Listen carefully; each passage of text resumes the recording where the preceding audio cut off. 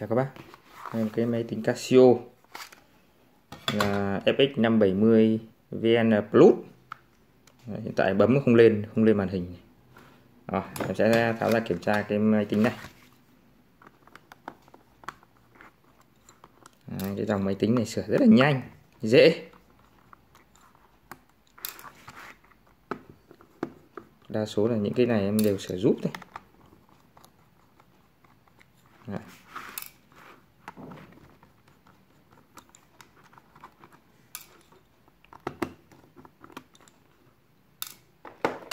Rồi, sẽ tháo ra.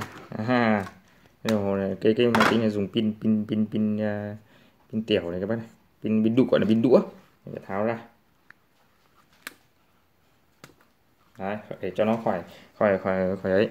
Đấy, và cái này ấy, thì em sẽ đầu tiên em sẽ vệ sinh cái tiếp xúc điện đã. Pin này không cần đo, em không phải đo. Viên pin này, lau cái tiếp xúc này đi. Đó.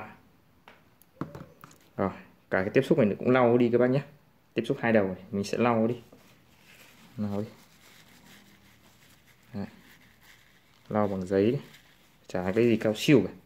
Rồi bây giờ em sẽ test thử xem nhé. Em sẽ kiểm tra những cái mối hàn này. Mối hàn này ok, không vấn đề gì cả. Rồi bây giờ em sẽ lắp viên pin này vào xem thế nào.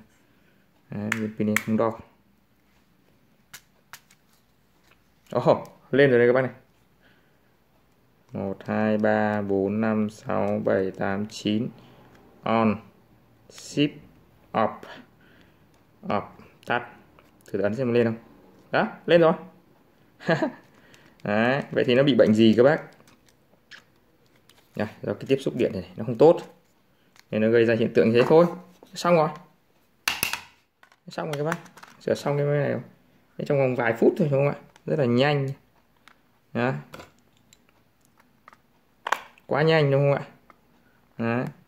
Cái viên pin mà nó vẫn lên này thì mình phải để nguyên cho khách thôi. Còn nếu mà khách có nhu cầu thay pin thì mình thay viên pin này. Đó, thì mình thay, còn không thì thôi. Đó. Còn với em thì quan niệm là cái máy nó đang vẫn lên điện này thì cứ để nguyên đấy. Đó. Còn khách muốn thay thì chiều khách thôi. Đó. Chiều khách. Nhưng mà thông thường nếu mà tiện tháo ra như thế này các bạn thì nên nhé, nên thay viên khác. Đó, nên thay viên khác. Em sẽ thử để 1-2 hôm, nếu mà không ổn thì sẽ thay cho khách viên pin khác. Đó.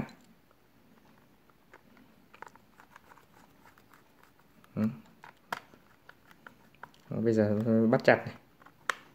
Bây giờ sẽ bắt chặt này. Đó, sẽ bắt chặt vào. Rồi, test thử luôn nhé.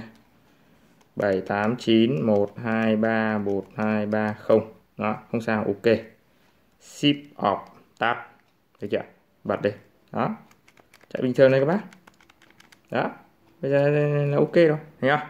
Đó, cái này chỉ cần thay pin là xong thôi, thấy không? Rất đơn giản, đúng không ạ? Shift off. Đó, xong. Rồi, chào các bác.